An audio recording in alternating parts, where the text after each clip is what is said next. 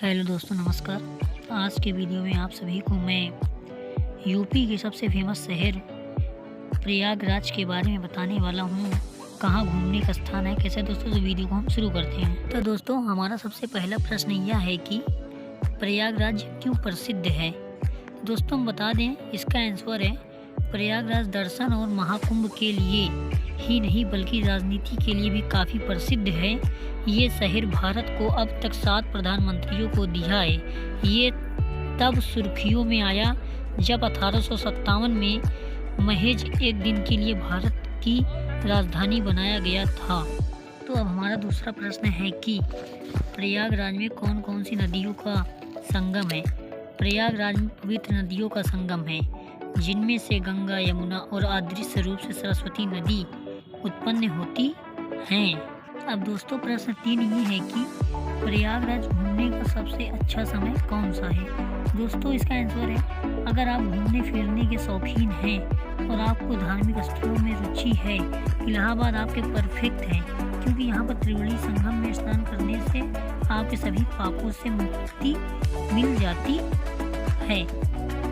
और दोस्तों, आपको जानकारी के लिए बता दूं, वैसे तो यहाँ पर साल के 12 महीने में दूर दूर से पर्यटक माँ गंगा स्नान के लिए आते हैं, लेकिन इलाहाबाद घूमने के लिए विंटर का समय सबसे शानदार, सबसे अच्छा होता है हमारे हिसाब से।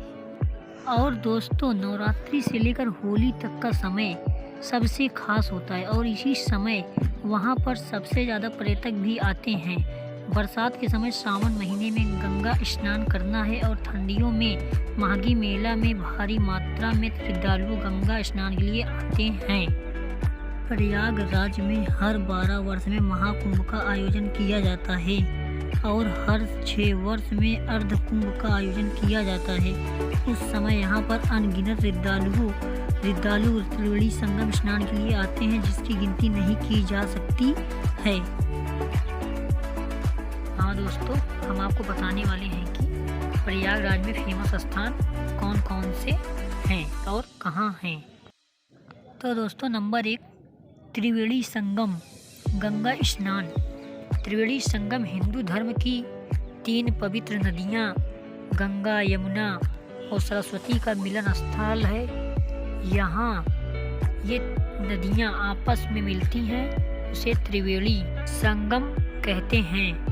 और इस संगम की खास बात यह भी है कि आपस में जहाँ तीनों नदियाँ मिलती हैं, वहाँ पानी का सांवले रंग का हो जाता है। मान्यता है कि यहाँ स्नान करने से अपने सभी पापों से मुक्त हो जाता है। प्रत्येक 12 वर्ष में महाकुंभ और 6 वर्ष में अर्धकुंभ मेले का आयोजन किया जाता है, इसी जगह पर किया जाता है। और दोस्तों, दूसरा स्थान है बड़े हनुमान जी मंदिर। त्रिवेणी संगम घाट पर स्थित बड़े हनुमान जी की अद्भुत प्रतिमा, जहां खुद संसार के सौंदर्य को धारण करने वाले प्रभु इस धरती पर लेटे हुए हैं। गंगा नदी इस प्रतिमा से लगभग आधा किलोमीटर की दूरी पर बहती है, लेकिन साल में एक बार विकराल रूप से धारण इसके हनुमान जी को खुद नहलाने आती हैं और यह प्रकृति का अद्भुत दृश्य जुलाई अगस्त में देखने को जरूर मिलता है। दोस्तों, नंबर 3 बता दें हम, अक्षयवट। बड़े हनुमान के नज़दीकी इलाहाबाद किला के अंदर स्थित अक्षयवट एक वृक्ष है, जो हिंदू शास्त्रों में इसका वर्णन मिलता है। एक कथा के अनुसार यह वट वृक्ष त्रेता युग से है, इसे रूप में जीवित है। हाँ दोस्तों, अब आप सभी को हम यमुना, दोस्तों प्रयाग नगरी आए और वहाँ की यमुना में नाव की सवारी के बिना प्रयागराज का भ्रमण अधूरा है। वैसे तो प्रयागराज में बोटिंग के लिए त्रिवेणी संगम में भी कर सकते हैं, लेकिन यमुना नदी में नैनी ब्रिज के पास बोटिंग का मजा ही कुछ अलग होता है। यहाँ नौका विहार करने का शाम का समय ढलते हुए सूरज की धुंधली रोशनी में पर्यटकों को यमुना के दिव्य वातावरण में मनमोहक नज़ारा देखने को मिलता है। तो 5वां जगह बताते हैं, नैनी ब्रिज। प्रयागराज के सेल्फी पॉइंट के नाम से जाने जाने वाला यह जगह शहर के प्रमुख स्थलों में से एक है। साल 2004 में इस ब्रिज का निर्माण नैनी और प्रयागराज को जोड़ने के लिए करवाया गया था। आजकल के युवाओं के बीच ये स्थान सेल्फी पॉइंट के लिए काफ़ी ज़्यादा प्रचलित है।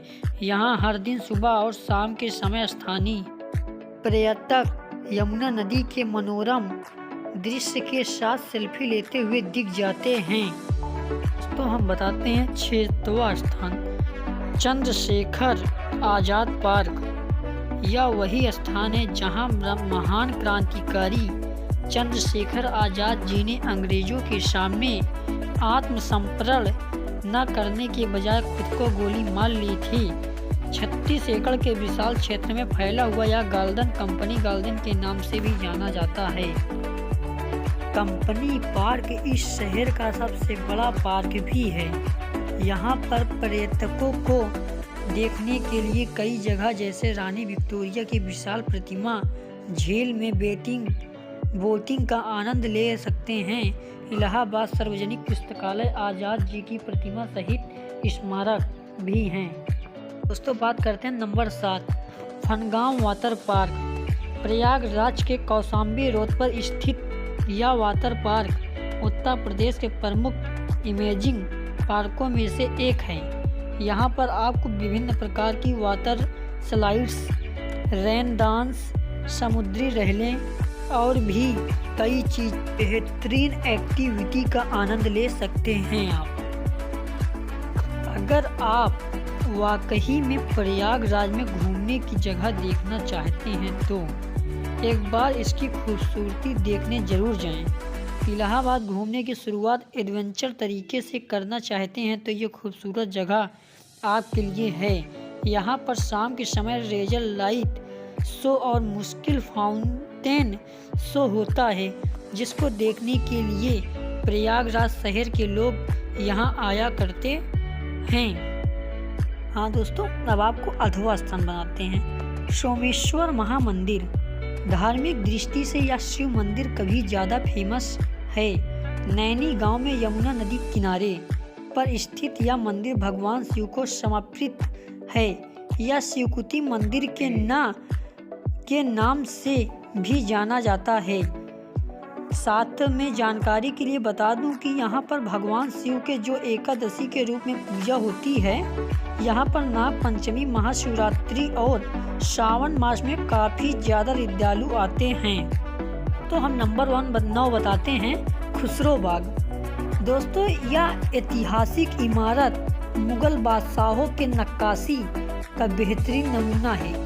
यह वही स्थान है जहांगीर ने अपने बेटे खुसरो के द्वारा विद्रोह करने का जहांगीर ने अपने बेटे की आंखें निकालकर यहीं दफना दिया था। यहाँ पर सुबह और शाम के समय स्थानीय देशी और विदेशी लोगों की पर्याप्त रूप से भीड़ इकट्ठा होती है। अब दोस्तों हम 10वां स्थान बताते हैं गिरजाघर।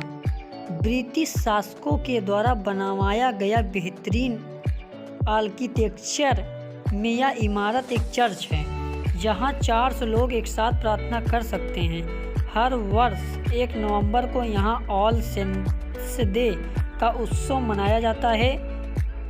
अब दोस्तों हम बताते हैं 12वां स्थान आनंद भवन संग्रहालय। मोतीलाल नेहरू जी ने इस भवन को महज 2 लाख में 19 बीघा का बंगला 1899 में राजा जय किसान दास से खरीदा था, जो नेहरू परिवार का निवास स्थान हुआ करता था, जिसे आनंद भवन कहा गया। उस समय जवाहरलाल नेहरू जी की उम्र महज 10 वर्ष थी और यहीं पर इंदिरा गांधी का भी जन्म हुआ। भवन में जवाहरलाल नेहरू, मोतीलाल नेहरू, इंदिरा गांधी से जुड़ी एवं गांधी परिवार के जीवन से जुड़ी कई घटनाओं को चित्रों के द्वारा प्रदर्शनी के रूप में दिखाया गया है। दोस्तों हम बात करते हैं 13वें स्थान की जवाहर तारामंडल। आनंद भवन परिसर के अंदर ही स्थित तारामंडल में प्रदर्शनी के रूप में ब्रह्मांड की कई चित्रों को लगाया गया, जिसे देखने के लिए आप हमेशा जा सकते हैं। हाँ दोस्तों, अब आपको बताते हैं 14वां स्थान अरेल गंगा घाट। त्रिवेणी संगम के दूसरे छोर पर स्थित इस घाट में श्रद्धालुओं को स्नान, हवन, पूजन आदि के लिए पक्के घाट एवं भोजनशाला का निर्माण किया गया है। इसको देखने आप जा सकते हैं। अब दोस्तों हम बताते हैं 15वां स्थान नाग वासुकी मंदिर। गंगा की प्रयाग नगरी में स्थित वासुकी मंदिर, जहां नागों के देवता नागराज विराजमान हैं।